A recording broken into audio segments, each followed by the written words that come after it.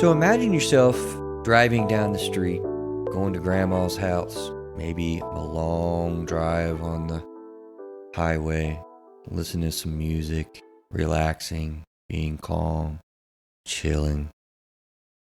And before you know it, you look up at the clock and you realize, are we in Tennessee already? Coming from New York? What happened? How'd that happen? That's a dissociative state, Mr. Graves. We learned in the last episode that ketamine treatment is not quite like tripping out seeing paint melt and skies and cows flying and crazy hallucinations and whatnot. So we're going to learn more this afternoon or this evening or this morning with you from Dr. Craig Chepke, who's willing to join us for part 2, Mr. Graves. Welcome back, everybody, to Through a Therapist's Eyes. I am Chris Gazdick. He is Craig Graves. I am a mental health and substance abuse therapist. He is an unbeatable mind coach. I still got that book thing out there, Re-Understanding Emotions and Becoming Your Best Self. Easily found under the name of Through a Therapist's Eyes. Craig, with his unbeatable mind coaching, you can help anybody in just North Carolina. All over the world. All over the world. That really is Going cool. global. wininyourmind.com. Seriously, he can help you out with his coaching services. He'd love to do so. See the world through the lens of a therapist and a coach, but be aware this is not the delivery of therapy services in any way. Check out our website, throughatherapist'seyes.com, where you can get lots of cool stuff that Neil Robinson has been putting together. So we're going to continue with Dr. Chepke, and I was wildly interested last week, Craig, to talk to him about ketamine treatment. I have learned a lot already. I got a lot more questions than I thought I would ever have. We're going to try to fit this into an episode, part 2 of the show. So we got a lot to talk about, man. I think we just dive back in. Introductions on last show, but he is, in brief, Dr. Chepke, you are a board-certified psychiatrist. Did a lot of talking about this with drug companies, talking to doctors and everything about ketamine treatment. I think that you are basically kind of like, one of those regular doctor people that prescribe medications, right? Yes, sir, I am. You also found out about this ketamine treatment. So before I forget, and I really apologize, realizing it kind of in the moment, we forgot to, and I know you're not here for promotion and everything, but we have a lot of local listeners, and I'm sure that they want to find you. Dude, Craig, you should hit me beside the head with that. You are in Excel Psychiatric Associates. That's the name of the practice. I know the website. I hope I said that at least last time. ExcelPsychiatric.com. AXCELPSYCHIATRIC. It kind of spells like it sounds, but you know how many people have a hard time with psychiatric spelling? Oh, yeah. As many as have a hard time spelling Chepke. Yeah, I bet. How about Gazdick? Exactly. Right. So what's actually, if you'd be willing, what's your practice phone number even? I think that people, like I said, we have a lot of local listeners, and I think they would appreciate how to reach out and find you. Absolutely. We can be reached at 704-457-9292. Where are you? Tell me more.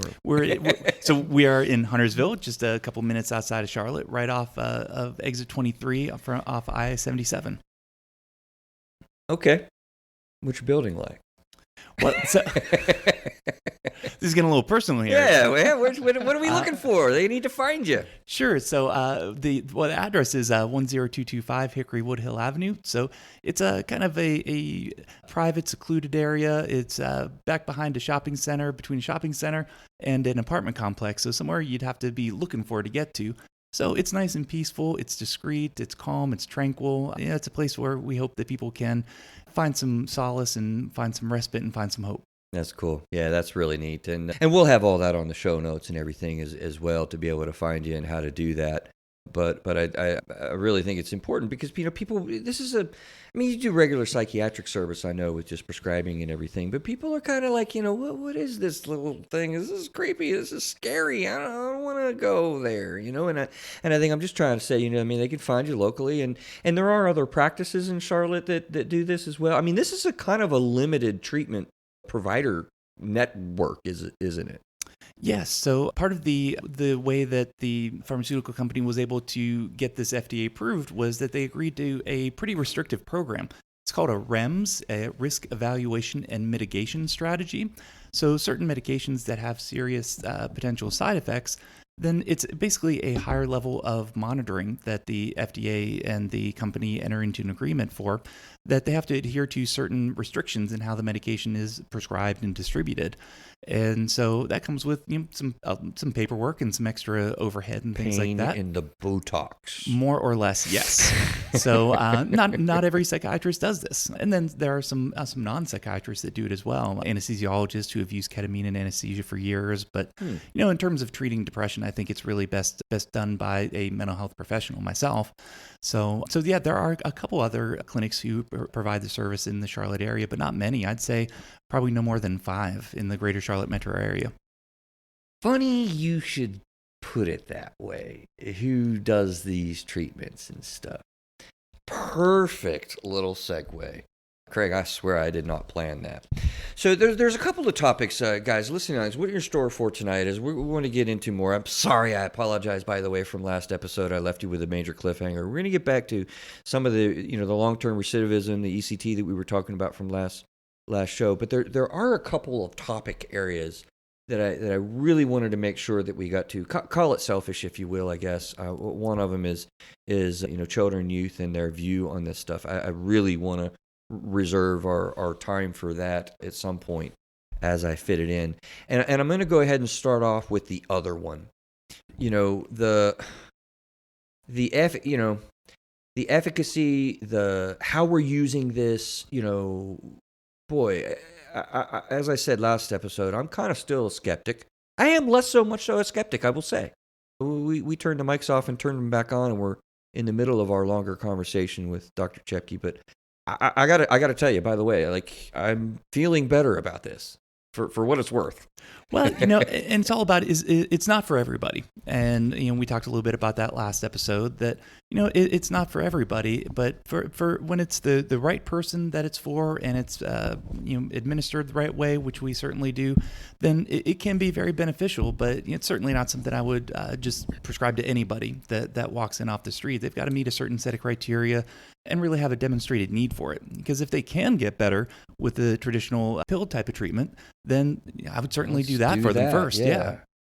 Yeah, that's one of the things. I know I'm jumping around, but this fits in right there, and then I'll go back to where I was going to go. Like, I get a little bit hot and bothered. We did a show on cannabis treatment, medical marijuana, and all this kind of stuff, and it just kind of drives me nuts when people start saying, "Oh yeah, it's going to help my warts, and it's going to help my skin, it's going to help my hair growth, and it's good for my lungs." Yep. And wait a minute, it's good for your lungs. How does that work? I mean, it's good for seizures is where we started out there, but oh yeah, medical marijuana, it's good for everything, right? Mm-hmm. And there's never any side effects listed. Isn't that amazing? It can treat everything and doesn't have any side effects. It's truly a miracle. Right. we said that about cocaine too. And don't get me wrong. I mean, medical marijuana, I think, has some efficacy. I think we got to look at that too. I don't know how you feel about that. I don't want to go down that bunny hole either. But what do you say about, is ketamine good for everything? Absolutely not. No, certainly not good for everything. And that's really why we have the FDA has the standards that it does, is that it has to go, any medication that's becomes FDA approved has to undergo an extraordinarily rigorous protocols. Upwards of 20 clinical trials that have to be performed to really, in fine-grained detail, characterize who is it good for, what are the efficacy parameters we can expect, what are these potential side effects, and at what rate do they occur, how severe are they, and things that can make it through that gauntlet that the FDA puts up, then I think we can at that point be reasonably reassured that for a subset of people who meet the criteria, that it does have a good chance of being efficacious and safe. But things that don't meet that FDA approved gauntlet, then I have a lot of concerns about that myself, because we want to make sure that people are getting the right medication, the right purity, the right standardization, the right dosage. And when it's just the wild west of people taking what they get from their CBD guy or their pot dealer down the street, then we don't have any of that clinical trial knowledge and reassurance. You just set me up twice now for this article. Okay, I am not wanting to get into this case, so I'm going to leave some of that out. The article is on our show notes and whatnot, but this is one of the many articles I got from people over the last few years, but particularly in the last year. But this one was kind of like from a different tilt. It was like, what? And I was left with this saying like, are we doing this? What are we, what? I am dying to hear your reaction from this. So this is one of the two sort of neurology and chemical areas that I wanted to cover. So this article, here's skimming through. The title is Death of an Unarmed 23-year-old Police Custody Prompts Questions About Increasingly Common Use of Ketamine as a Sedative for Agitated Patients, right? So going through this, it says October the 1st, 2019, family, friends, and legal counsel, local pastors, and community organizers were calling for justice for the officer-involved death of his son, Elijah McClain, in front of the Aurora Municipal Center, October 1st, 2019. Elijah was confronted by the Aurora police officers on a 911 complaint on 24th, 19. A violent struggle ensued. Elijah became unconscious in the struggle while being transported to a hospital. He had a cardiac arrest. Elijah McClain died August 30th, 2019, and was taken off life support. Here's the thing. A Denver lawyer and the family of Aurora man who died after the violent police encounter are questioning paramedics' use of a strong sedative that is becoming increasingly common way for Colorado first responders to treat extremely agitated people. This is where I was getting like, wait a minute, is this happening? So no deaths have been reported to the state health department in connection to ketamine used to treat agitation, but the department's guidelines show that there can be dangerous side effects, likely difficulty breathing and lowering a patient's blood pressure. So, quote, ketamine may be used for management of patients exhibiting such severe agitation as they are placing themselves and or their providers in imminent danger, unquote. According to the guidelines from the state health department, I believe this is Colorado, right? Quote, however, ketamine may be associated with high in-hospital intubation and ICU admission rates, and therefore the use of ketamine should be approached with caution. Ketamine should not be used for patients who could be managed safely with traditional therapies, which is kind of what we talked about. Later on in the article, it says, though Aurora police have said the agency's paramedics used a sedative. Okay? It says it's unusual but not unheard of for paramedics to use ketamine on a patient who is already restrained, said Dr. Kevin McBaney, medical director of Denver's emergency medical response system. Denver paramedics for years. I'm like, what? Denver paramedics for years have used ketamine in the field if the patient is an imminent risk to a provider or themselves. And I was just like, are we doing this? I mean, they say that it's been shown effective for the treatment of excited delirium and or extreme or profound agitation. That's, like paramedics are using this, I guess, in the field, on the scene. Like, we're going to shoot you up with ketamine to calm down this tremendously agitated state. I don't know, man. I was like, did you know that that's kind of the way some municipalities and whatnot are employing the use of ketamine? So I've not seen that particular article that you just read from, but I have heard that. And in my opinion, it's the wrong tool for the job. That would not be what I would recommend as a physician for use by paramedics in the field by any means. I think it's just the wrong tool for the job. I'm so glad to hear that. Yeah. And it sounds like a different application. We're talking about apples and oranges here, right? Because you're administering it through the nose as a thing, I'm assuming. These guys are filling up a syringe and shooting it into somebody's arm. Well, are they? I don't know. Yeah. I don't. That's. Am I right, doctor? I mean, I'm pretty sure that's what's happening. It would usually be by intramuscular, so in the arm or in the gluteal muscle, the buttocks. Yeah. Mm-hmm. So it's apples and oranges. It's two different things. Well, but also depends on the person that you're giving it to. So the people being described here, that's just an average Joe out in the streets. These paramedics probably have never seen this person before. They certainly don't know their medical history if they're agitated or in an excited delirium, as the article mentioned. Whereas when I'm providing esketamine treatments, I've spent a couple hours with them, taking their full medical history and finding out their family history, what medications they're on, have they used any other substances, are they on blood pressure medication? I've done an extensive medical screening ahead of time. And so it is apples and oranges, like you said, Craig, and also the dosage. Someone draws up ketamine in a syringe. Well, that's very different from as ketamine comes in single-use metered in nasal inhalers. So you click the button and it administers a dose. And then you put in the other nostril, click it a second time, and then it's empty. And you use either 1, 2, or 3 of these devices, and that's the max. and they are spaced apart by 5 minutes at a time. You use one device, wait 5 minutes, and do the second one. And then if a third one is prescribed, wait another 5 minutes, and then give another intranasal treatment. So different routes of administration, different patient population, different knowledge level of the patient's medical history. Yeah, but okay, so I'm relieved to hear that a little bit, but I'm still alarmed and concerned in the sense that, when you speak of psychedelic use for treatment in circumstance and municipalities such as, I guess, Aurora, Colorado, that are taking, I don't know. I mean, do other people do MDMA? I mean, there are a lot. We began last week by talking about the different variations and the variants on things that are used in the psychedelic treatment world, I guess. So are we moving in a way where we're beginning to sort of bring down the veil to use of different substances in different circumstances, like evidently these paramedics did? So I would say probably not, at least not at this juncture. So one thing to keep in mind is that ketamine has a very rich history in anesthesia. So it's been used and continues to be used in hospitals for surgical anesthesia. Also, particularly horses, right? I mean, people make jokes. It's the horse tranquilizer. It is used in veterinary care as well, but I'm talking about for humans, and the military uses it as a field anesthetic. Okay. So it's an excellent anesthetic, but it's a very complex molecule.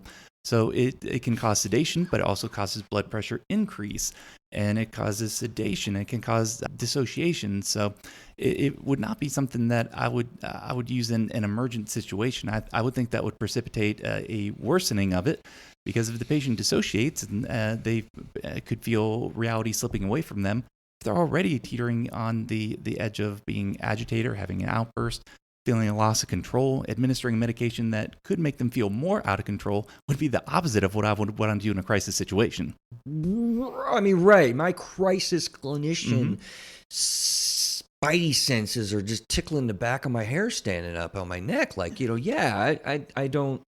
I saw this article. I didn't get it. It's a good transition though to the other area that I really did want to spend time on, so I'm going to be selfish and do that one now because it fits. But it's not really selfish. I think it's super important, because I talked about it a little bit with you. I think in the phone when we were preparing for the show. I have definitely begun to pick up on a notion with particularly youth that are coming across these articles, coming across this research, and it's great. I have learned so much from my adolescence on a lot of different things, and this is one of them. I mean, they'll come to me and they'll tell me, talk about the medical marijuana. I mean, my adolescents have taught me a lot about that, believe it or not. Mm-hmm. Seriously, I mean, they get interested in something and they will research this stuff and they will dig every piece of information they can find about it. It's cool. So I've learned a lot in that regard, but man, I am hearing I'm really sensing in the last few years, couple maybe, really, a really dramatic increase in teenagers thinking, hey, I'm going to take mushrooms and the psychedelic treatments are good for me. They're not really that bad, Mom. It's just a natural chemical that we're taking. I mean, people have done this for years. They'll tell me about the shamans, the kids will. They'll be like, yeah, this is part of human history. What's so bad? And it concerns me because they're popping mushrooms.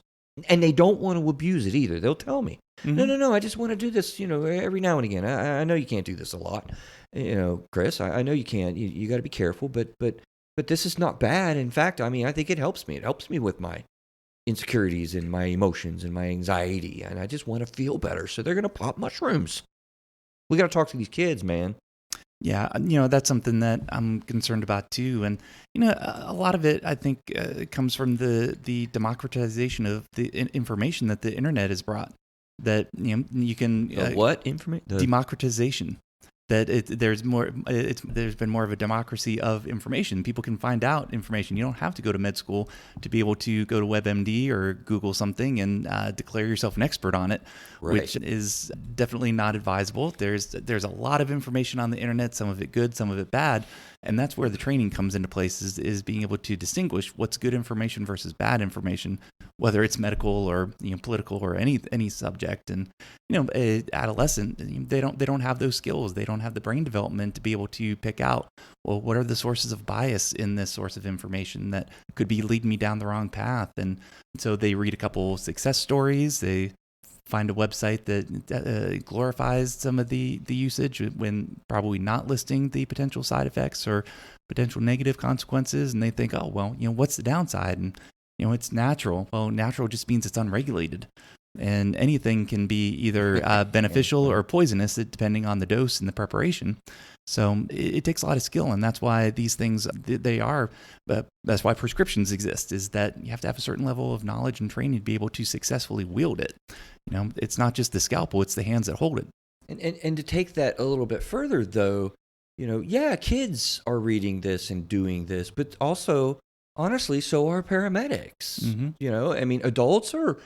I guess what I'm saying is the culture of, hey, this is great, we should do it, based on a study or two or an information that you saw, particularly in kids, though, alarms me that we're going to take mushrooms and take a trip and it's going to be really good for me. It just, we need more than that, and drug abuse is a whole nother level, of MDMA and the other forms of this too, right?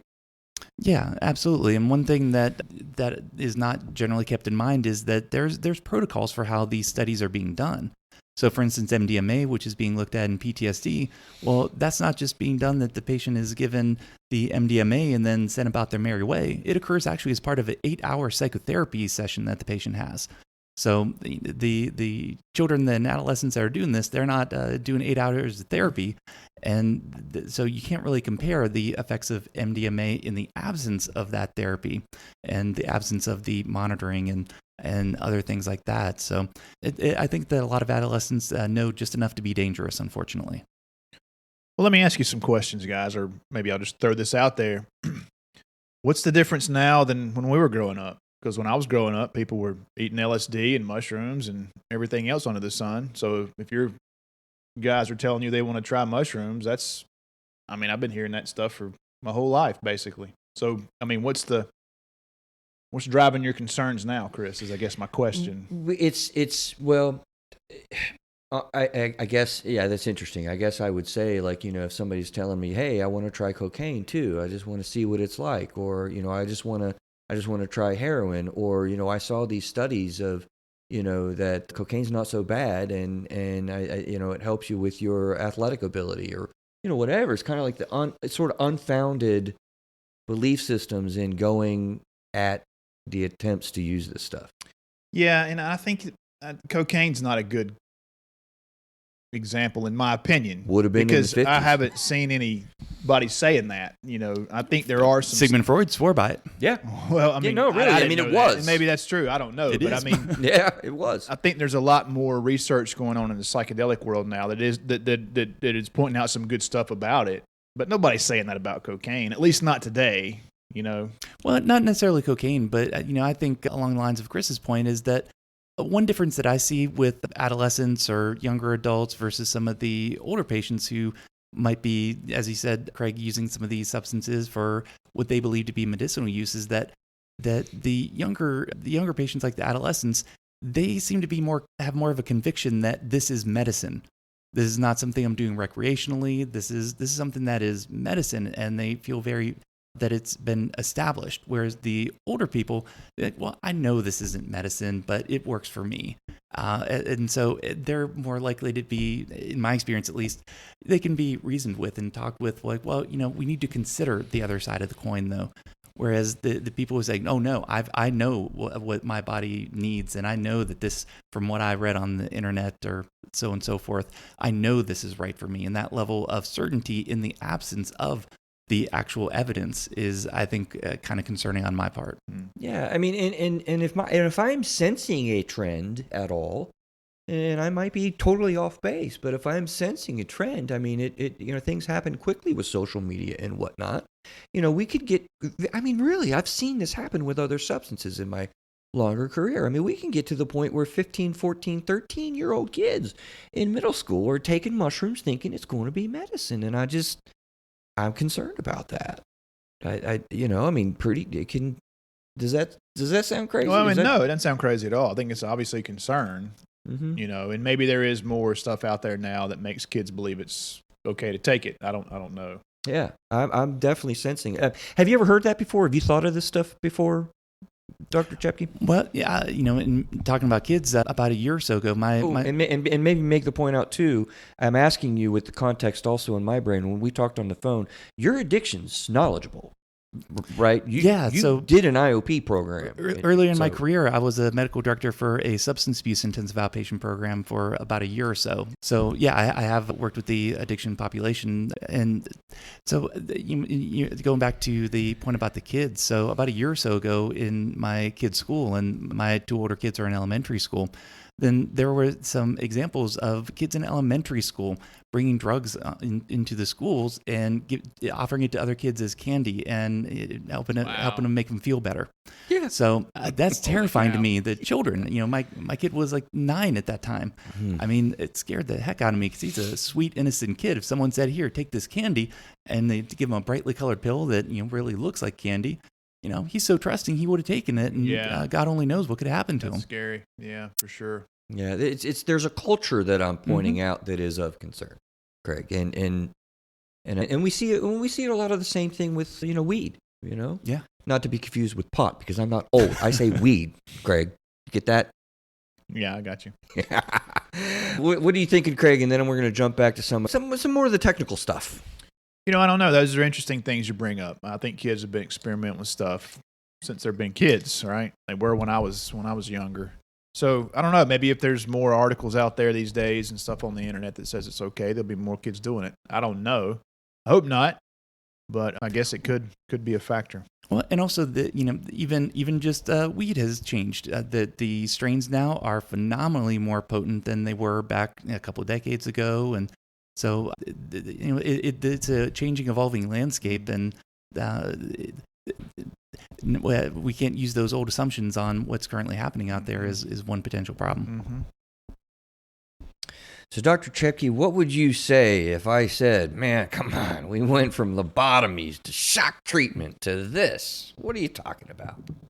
Yeah, no, I mean, those are perfectly valid concerns. I mean, psychiatry does not have a pristine history in terms of our interventions. Lobotomy, as you said, is one of the darkest times, if not the darkest times in psychiatry. So ECT that you mentioned started off as actually insulin coma therapy. And then they found that using electricity was a kinder, gentler way to induce the seizures instead of insulin shock. Less deaths occurred, but still relatively violent. However, in recent times, though, it has become pretty boring. It is. ECT, I had some training in ECT in my residency training, and they have an anesthesiologist in the room. They give muscle paralyzing medications, and the person never moves. They just take the little ECT electrode, which more or less looks like a ballpoint pen almost, and they place it on the patient's temple, and they click a button, and in a few microseconds, it's over, and then the patient's taken to the recovery room. So it's no longer like One Flew Over the Cuckoo's Nest with limbs thrashing around. It's actually pretty well tolerated. People can have some memory loss from that day and sometimes get a headache, things like that. But ECT is the undisputed champion in terms of efficacy for depression for the past 70 plus years. It is. And I got to see an ECT treatment or two when I was just out of grad school doing some work at UNC Neurosciences Center, and it was really cool. It was exactly like you just described. So we know, though, that you get an increased bump in functioning dramatically at times with ECT. It has been a champion, and but then it dramatically declines in effectiveness, I think is fair to say. Is that so? It does for some people, and then for others, then it can have continued effects, and people will sometimes get maintenance with ECT. I've actually recently started treating a couple of patients with Ketamine who had been on ECT maintenance for a couple of years. Oh, really? And for one of them in particular, who I started treating about 2 months ago, it wasn't that it had lost its effectiveness. It's just that she just couldn't tolerate the side effects anymore. And so that's why Of she had ECT? of ECT. Yeah. And that's why she had to discontinue it. But that had been the only thing that helped her. And thank goodness the esketamine has been absolutely wonderful for her. She's had almost a complete remission of the depression with it and is tolerating extremely well. So Hold on right there. You're telling me that an ECT patient with maintenance ECT began to take esketamine and had a complete remission of the depression experience that was chronic resistant treatment? Yeah, based? so we do rating scales for patients on esketamine and then other patients, but we use the Beck Depression Inventory. That's a rating scale the patient fills out themselves, and hers started off at a 49, and the max score is 60. So severe depression, the cutoff is much lower than that. A 30 would be severe depression, and hers was 49. Right. And after 1 month of treatment, it came down to about a 12. From that's the look on your face. That was mine too when I saw those numbers dropping so precipitously. It's just absolutely incredible, the improvement that she had in just 1 month with the treatment. Wow. Okay. And so the follow-up there is, I mean, do we know the long-term trouble or recidivism, such as we see with ECT sometimes and whatnot? So like, is there a comparison? Is there any worse reactions, or, do we know much? I mean, I guess honestly, we can't know that much about long-term, I mean, because really you got to have like a 20-year-long study to be able to kind of see, the long protracted effects and such, right? Right. So that's still a mystery? Mostly, yes. Yeah. So esketamine was approved 2 years ago, but the clinical trial started, probably about a decade before that. So there have been some people who have been treated a decently long length of time. And then prior to esketamine, we call it racemic chemically ketamine, the standard ketamine, has been used for even longer, but not as many long-term controlled clinical trials. Of really great interest, though, is that there is actually a study going on right now that is being conducted by the Cleveland Clinic and then a couple other academic medical centers, where they're doing a direct head-to-head comparison of ECT versus ketamine treatments for treatment-resistant depression.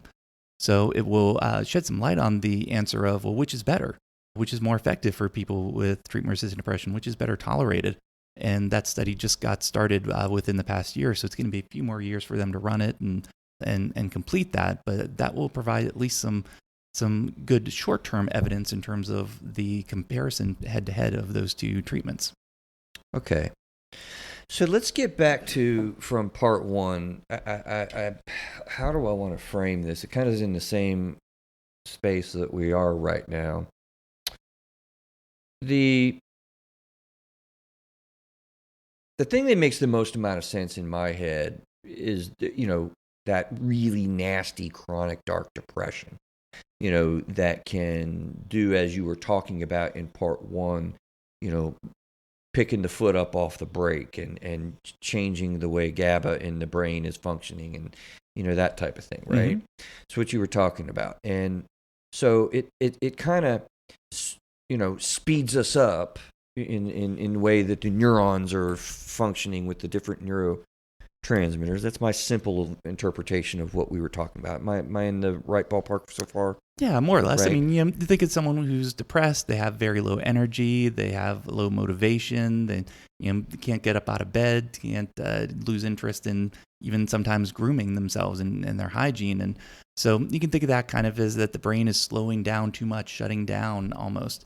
And then the esketamine treatments help to kind of restore that normal functioning that lets them get up out of bed, get interested in living their life again and their family, their job, their hobbies, speed the thoughts back up. I mean, people with depression even have physical slowness, that they can move slower and speak more slowly, that everything slows down so much. Here's my stump the teacher game, Craig. All right. So I used to try to sit here and think in like school and in college, I would try to like. You're one of those guys? I am. I really am. Like I said, I'm quizzical. Like my brain, I think about things when people are telling me stuff and how to, not twist that and screw with people, but really like what is it, what about the other parts of things? And so where I'm going to try to stump the teacher here is, so we're trying to do that you just described, but yet we're also treating agitated patients like we heard in this article.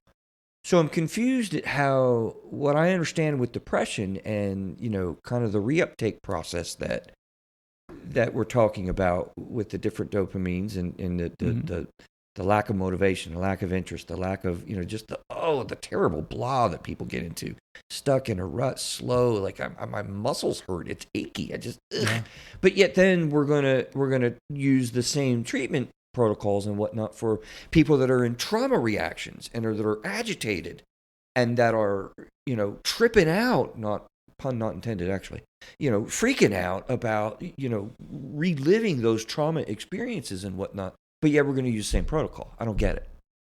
Well, so I think what's going on here is that, kind of an analogy would be that, certain antidepressants we think of as activating. Like Prozac has a reputation of it's more activating, where something like Paxil is thought of as more sedating because as a side effect. And so I think what the kind of that paramedic use is doing is using the side effects of ketamine to try and be the treatment, that the side effects of sedation and dissociation they think of can kind of pacify the person, would be my theory. Again, as I said, I do not support that use, but just putting myself in their shoes, that's what I assume that they're thinking.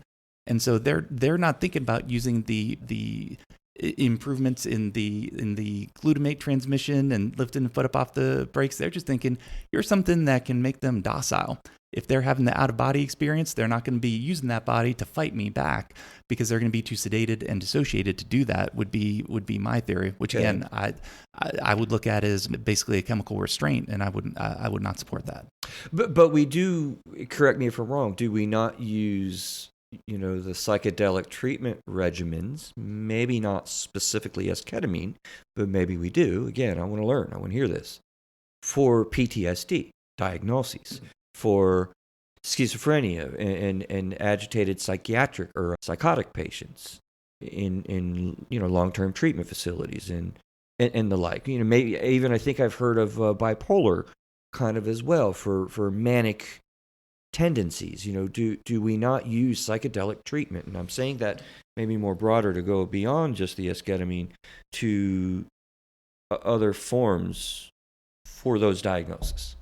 So no, not in any sort of broad systemic way. Maybe there's a few fringe people, but any of the psychedelics that really don't have any established medical use in things like schizophrenia, really the things that were, and there's the clinical trials for PTSD, but those are extraordinarily small, actually, even smaller than most psychiatric trials because of how tightly controlled they are. There's actually, the government has to approve which clinical trial centers can do the studies instead of it being thrown out to any research group, which normally clinical trials would be.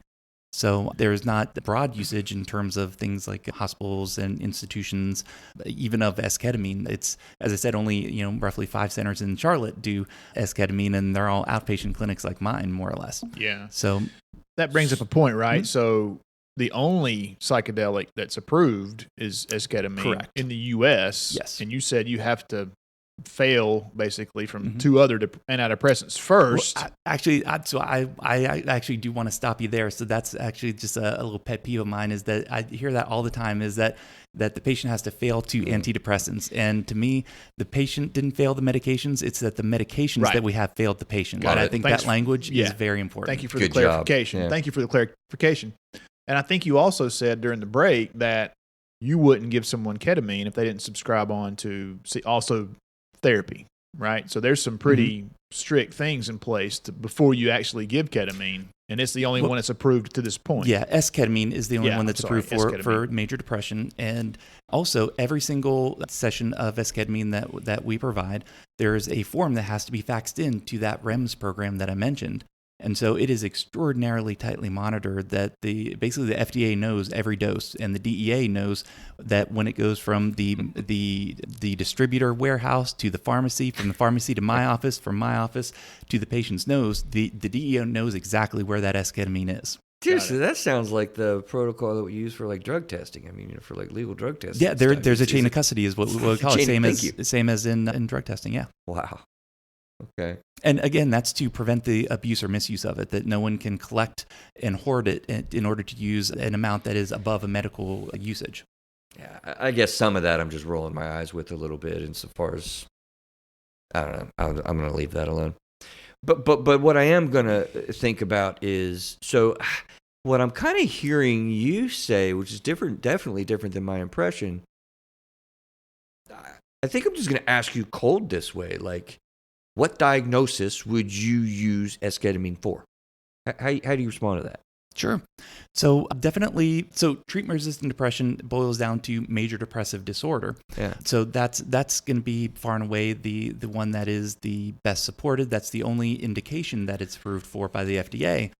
Now, ketamine has been used for bipolar depression, and I think that there's a reasonable body of evidence to indicate that esketamine could be used safely and in an efficacious fashion for bipolar depression, even though it's not FDA approved for it. Yes. Okay. Yeah. So that's not FDA approved, but I think that's a reasonable condition to use it in, and I have treated patients with bipolar depression with it, with esketamine. What about just bipolar? So a bipolar manic states? Bipolar 1, yeah. Well, a manic state, I would not consider that would be useful. Counterindicated. What? I don't know that I would say. So contraindicated to me has a very specific meaning that it would be acutely medically dangerous and almost malpractice to use it. So I would not use it to treat mania. No, I don't. There's, to my knowledge, no evidence that it would be efficacious for the manic states. But for the depressive states of bipolar disorder, that's where I'm talking about. Boy, that sounds so tricky. It is. Yeah. It sounds tricky because it is tricky. Okay, so we're really kind of much more, at this point, grounded and comfortable using esketamine treatment and ketamine treatment and whatnot, I'm hearing, for, depression in bipolar. For the listening audience, you can have bipolar 1 or bipolar 2. And the simple way I've always thought about it is bipolar 1 is more manic than depressed, and bipolar 2 is more depressed than manic. I mean, that kind of sounds like a simple. Yeah, the analogy I use, it's like type 1 and type 2 diabetes. Type 1 diabetes is the more severe one. Those are the people who require insulin. Type 2, those people usually don't require insulin. It's a milder form, similar with bipolar 1 and bipolar 2. Bipolar 1 is the more severe form. Bipolar 2 is the milder form. But also, as you said, the bipolar 2 is, both types of bipolar disorder are predominantly depressive illnesses.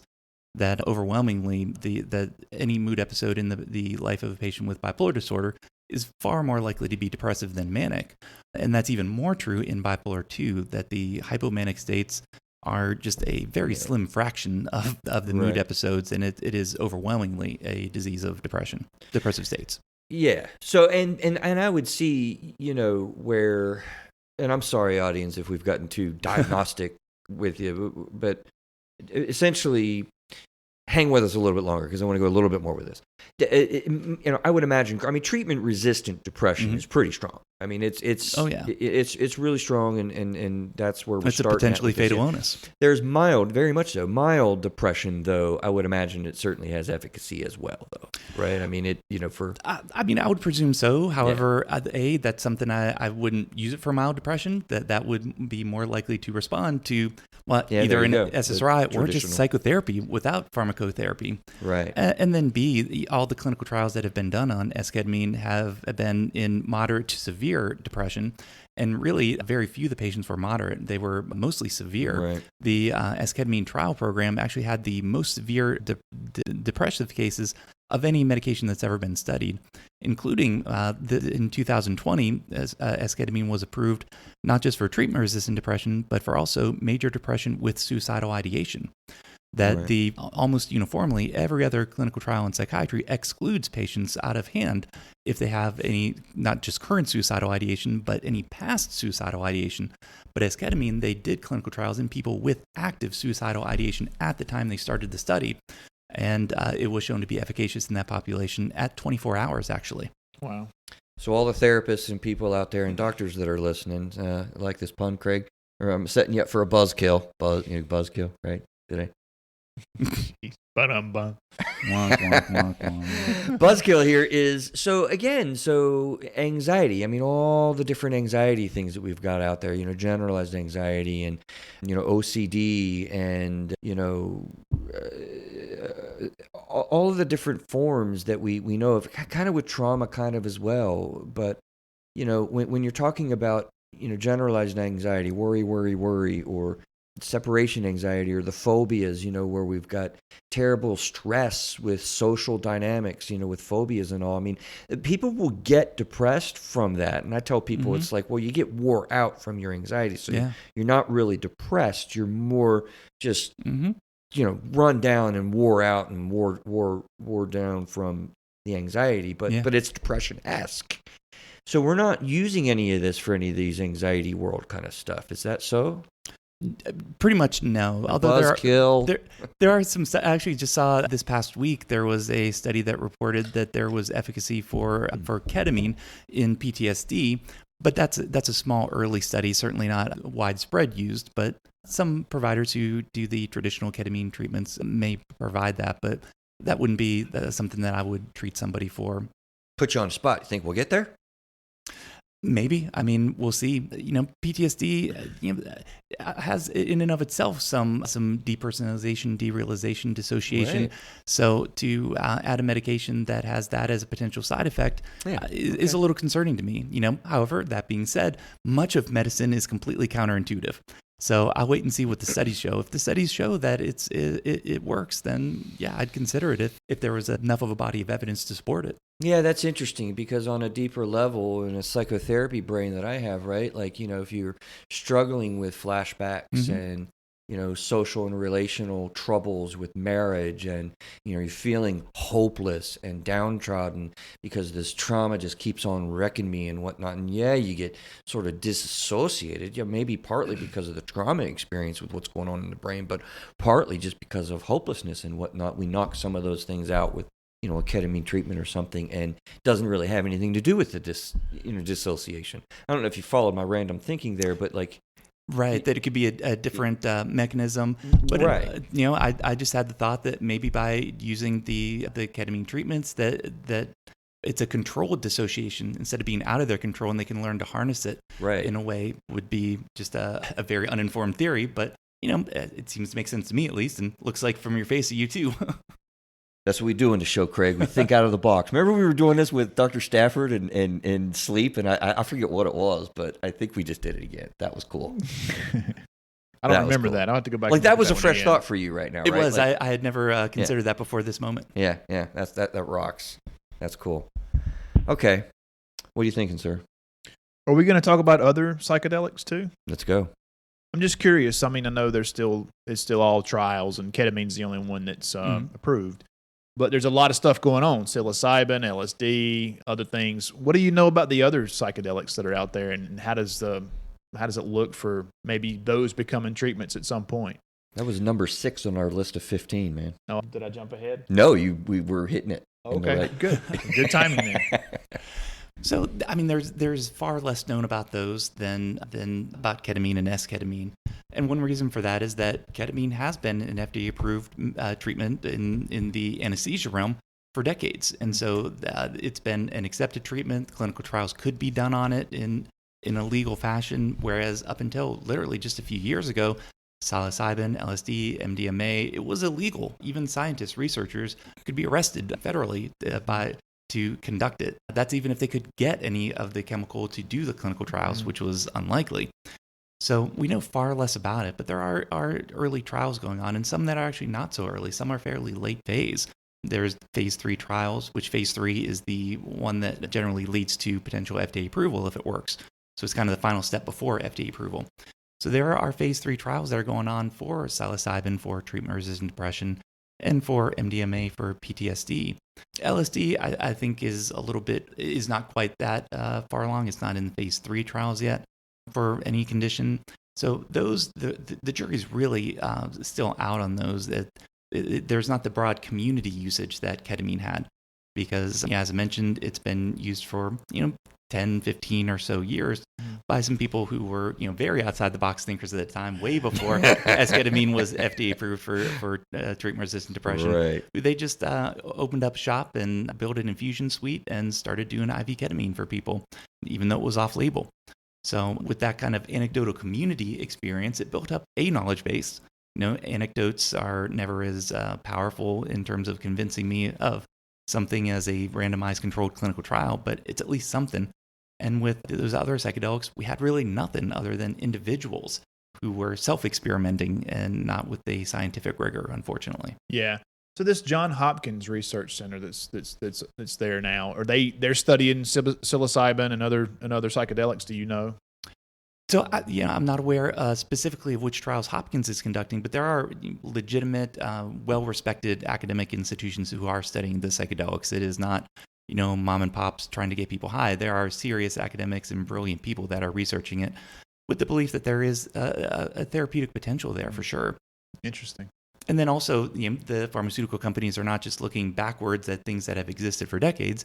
There is tremendous, voluminous research in trying to develop new compounds that work on similar principles, but don't have the side effects. If there could be something developed that had the benefits of esketamine, but didn't have the potential for dissociation, did not have the blood pressure increase, the sedation, that would be phenomenal. And those studies have been undertaken for years. Because esketamine does have those, right? Exactly. Yeah. Those are the three most common side effects of esketamine. So the pharmaceutical companies are trying to manufacture that out, and they call it rational design, and design a new treatment that keeps the benefits of esketamine, but designs out the side effects. Same thing has been done with antidepressants and mood stabilizers and everything in psychiatry and all of medicine. They try and tweak it and improve on the original.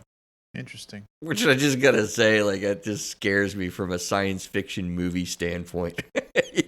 When I was just listening to you, it's like, they're going to, maybe it's because I watched a science fiction movie fairly recently where it was about, no, but probably similar.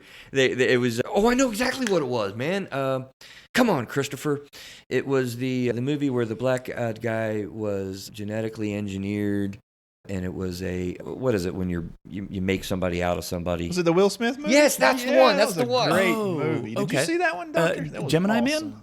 Man? Yes, that's the one. Thank you, people. Yes, that was really a cool film. I just went to Gemini Man. Gotcha. That was really a cool movie. It was a cool movie, but it's funny because I think that, I brought that up and spent a moment on it here because, you did. You just said you're just going to genetically engineer out this bad part of the drug and make a new drug. And, we've been trying to make synthetic weed for a long time, and they did. It was really bad. Horrifically bad. Way worse than the original. Yes, right? So the fear that people have, I think, is what I'm speaking to. The fear of, genetically engineering something, and we're going to put that in our body. I thought this stuff was supposed to be natural. Well, so it's a different. When I use the term rational design, that's very distinct from genetic engineering. So what I'm talking about has nothing to do with genetics and DNA and altering our DNA in any way. It's just chemical transformation.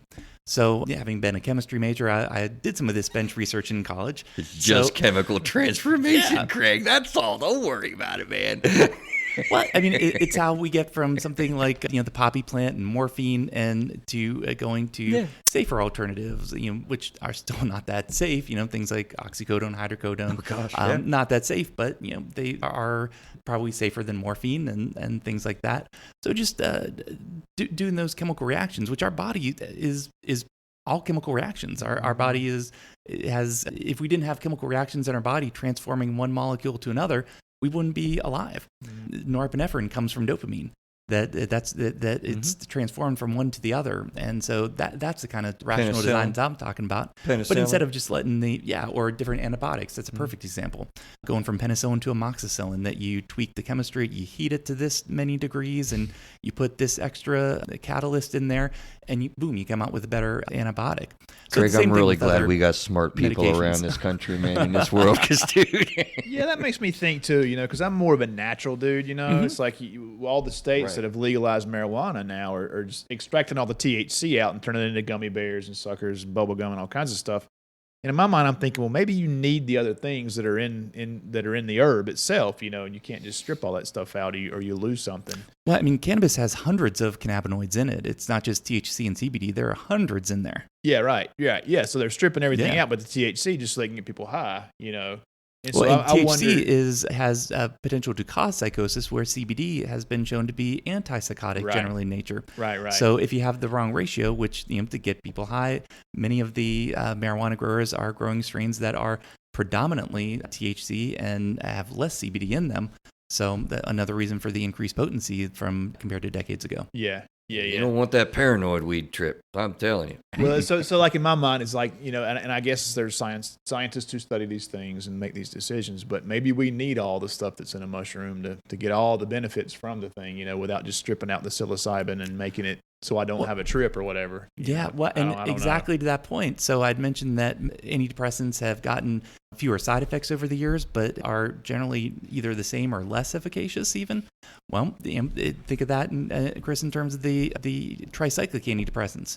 They have tremendous efficacy, but they can be fatal with half a bottle's worth. So they pulled out of that. Well, it seems like that the blocking the serotonin reuptake, that's what we think it makes the tricyclics efficacious. So they did rational design and designed the SSRIs. Well, the SSRIs, you almost can't swallow enough of them to be fatal to you. But I don't think, and most psychiatrists, I would say, don't think that they're as efficacious as the tricyclics. So we get this theory and we run with it, and sure, we can create safer drugs, but we may not be able to create more efficacious drugs.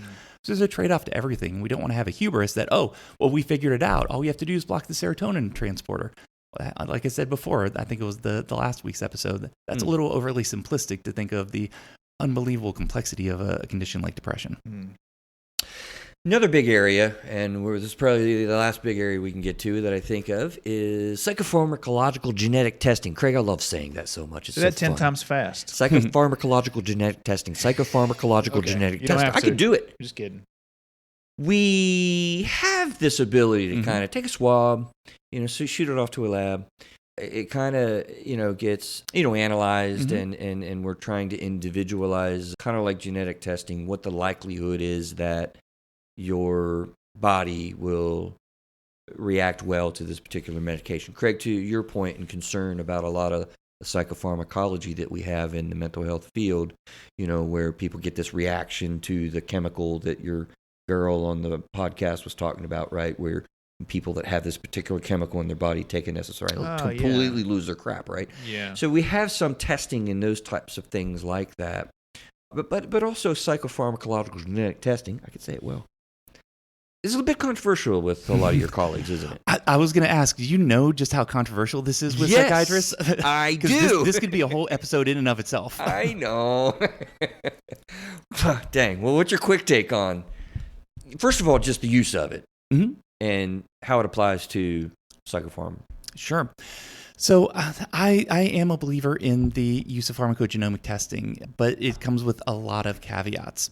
So I first learned of pharmacogenomic testing 10, 12 years or so ago when only just one or two genes were being tested. And to me, I felt like it was looking into a crystal ball. That I felt like this is where psychiatry is going to be in the future. Yeah. And that's certainly where other fields of medicine are. Oncology, I mean, now new cancer treatments are made specifically for which genetic mutations that individual person's tumor has. We're nowhere near that, not even close in psychiatry. Right. So the test now that we have, they test maybe about 24 genes or so. Well, that's out of about 24,000 genes in the human body. Oh dear. So it is still very limited. But I do think that they can be useful, but we just can't read too much into them. I think about it kind of like an X-ray. Well, an X-ray gives you 2 dimensions worth of information. So, physicians back in the 1800s when X-rays were developed, they could have said, 2 dimensions, come back to me when you've got 3 dimensions. Well, that would have been 150 or so years of people dying because of not using the X-ray. It's not perfect, but it was something. So that's kind of how I think of where we are with pharmacogenomics. So I think it can give us some information, but it is nowhere near a silver bullet. That there is no pharmacogenomic test that can tell you what antidepressant will work for depression, what antipsychotic will work for schizophrenia or any condition. And certainly no genetic test can tell you what diagnosis you have in any way, shape, or form. But I look at it as just a complementary tool that we can use, similar to, say, an orthopedic surgeon. Sure, they could do a ACL surgery without having an MRI. They did them for decades without MRIs. But if you can get an MRI to see where that ligament is and you can see where the blood vessels are, say like, normally I would have cut with my scalpel here, but for you, I'm going to go 1 centimeter over because I want to avoid that blood vessel. That's how I think of the use of pharmacogenomic testing. Makes very so much you're sense. talking about the thing I always bring up with the mass shootings. Yes. Yeah. So what he's talking about there, doctor, is there's a Dr. Kelly Brogan. Do you know who she is? I do. She's also an alma mater of my medical school, New York University. Oh, okay. Okay, so do you know her, like, in person? I don't know her personally. She Okay. didn't. She wasn't in school at the same time I was. I heard her on Joe Rogan's podcast, and she and what she was saying about SSRIs on there's certain people who can't, whose liver can't process the SSRI, and I'm trying to speak from memory. And she says what happens is it ends up poisoning the person, and it does more harm than good.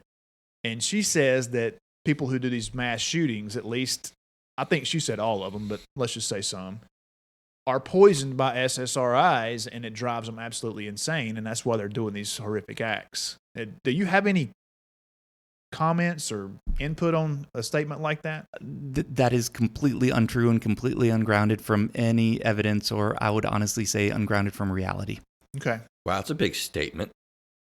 Yeah, I mean, she has very extreme views, and that there's a kernel of truth there. Some people can have very negative reactions to SSRIs. Some people can have very negative reactions to penicillin. Some people can have very negative reactions to anything.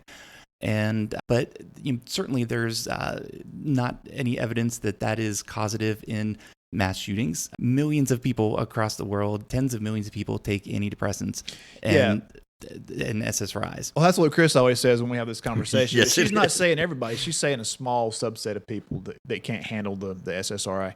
Are you familiar with what I'm talking about? Do you know that she has this theory?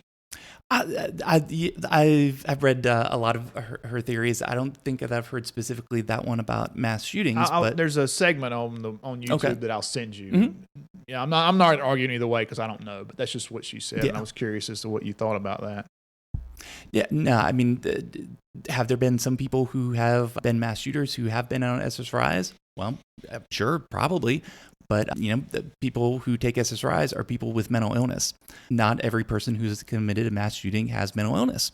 Not every person who commits an atrocity is mentally ill. I think there's a big rush in society to say, like, oh, it was mental illness. That they can't fathom that. They can't fathom that someone could do something horrific and atrocious if it was not a mental illness. And also that there's that stigma that, well, that's what mentally ill people do, when completely the opposite. Specifically, there's a study showing that people with schizophrenia are far more likely to be victims of violence than they are to perpetrate violence, for instance. Right. Wow, that's interesting. Yeah. I've never heard that before. Yeah, no, that's been pretty well established with epidemiological studies. So I think that's just a complete oversimplification, and it also advances her economic prospects for the way that she conducts her clinical practice as well. So I think that has to be considered as a confounding factor. So the psychopharm testing, though, is just basically not a part of ketamine treatment. That was one of the things I was thinking about with that, or is it? Not to a huge degree at all. a little bit. A little bit. As Craig was discussing, the liver processes and eliminates most medications. So there are certain liver enzymes that will eliminate esketamine from the bloodstream. So with the pharmacogenomic testing, that you can see, is someone a slower metabolizer of it, meaning that the esketamine would build up to a higher degree in their body, or are they a rapid metabolizer that their body burns it off faster than the average person? So it could influence the dosing of the medication. And that's often the thing that I find most useful with the pharmacogenomic testing, is seeing, do I have to give a higher than average dose to this person because they're going to burn it off too fast, or do I give a lower than average dose?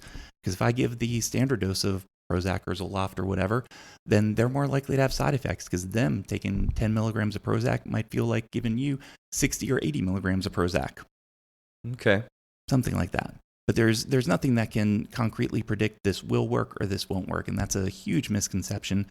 It's more in that it can influence some of the decisions, kind of act like a tiebreaker in some instances, and might be able to help avoid some of those side effects by changing the dosing. Okay. Yeah. And not everyone benefits from it. Like anything, you hurt your ankle, you go to the doctor, you get an X-ray. Well, 9 times out of 10, the X-ray says, oh, there's nothing broken, and I don't see anything wrong with the X-ray.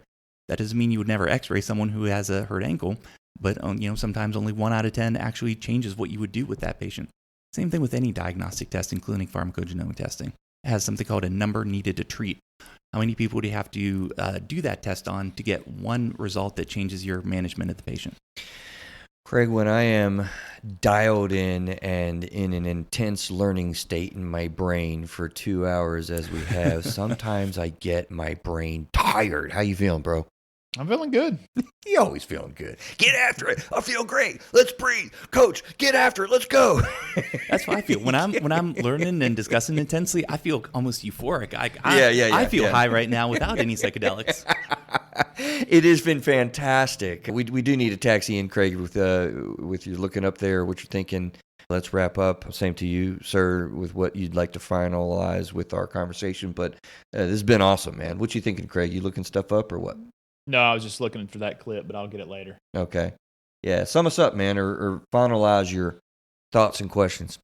You know, I do have one more question before Sure. we go. In your bio, it says strongly emphasizes psychotherapeutic interventions and encourages physical health and wellness through exercise, dietary modification, and supplementation. Yeah. So do you prescribe exercise and proper diet and things like that to help people with their mental illness? Absolutely. So the way I talk about it is we're taught in medicine the biopsychosocial model, that illnesses are related to the person's biology, their psychological situation, and also their social situation. I actually expand that out myself to 4, and physical health and wellness being the 4th one. And I talk to patients like that it's like the legs of a chair, that each one of those is one of the legs of your chair. Now, if the only thing that you focus on is that brain biology and wanting to get the right medication, well, you could have a chair with one leg made out of titanium and the rest made out of balsa wood, and you wouldn't want to sit on that chair. So you have to focus on all 4 of those legs of the chair. So I'll help you with the medication, and to some degree, I can do a little bit of therapy with you, but you really probably need a dedicated psychotherapist you can see weekly and really strengthen those coping skills and work on other patterns of behavioral changes. And you also need to evaluate your social situation. Do you have a social support network? Is that strong enough for you? And then your physical health and wellness. If you have a chronic illness like diabetes, high blood pressure, are you taking care of that appropriately? Are you eating right? It's garbage in, garbage out. If you're eating Big Macs 3 times a day, of course you're going to feel like crap and be depressed and be anxious. And are you exercising? Are you getting physical activity? So I absolutely think that you need to balance those 4 legs of the chair for anyone to get better. And not just, as I said, with esketamine, you can't just sit around and wait for the meds to work. You got to work for things. There is nothing in life that comes easy, in my opinion, that's good. So you've got to work for your mental health just like you work for anything in life, Absolutely. in my opinion. I love it. That's awesome. Couldn't agree more, really. And I think you also, too, got to realize that you don't have to be perfect. No. We're trying to make steps. The next small step that you could take with your exercise, the next small step you could take with getting to an appointment with Dr. Chepke or somebody, the next small, so that we're not trying to have the perfect chair, to go back to your analogy. For sure, with exercise. And I do sometimes get out my prescription pad and I will write out an exercise regimen on it and hand it to the patient. Awesome. So that way they take it as seriously as they take a prescription medication.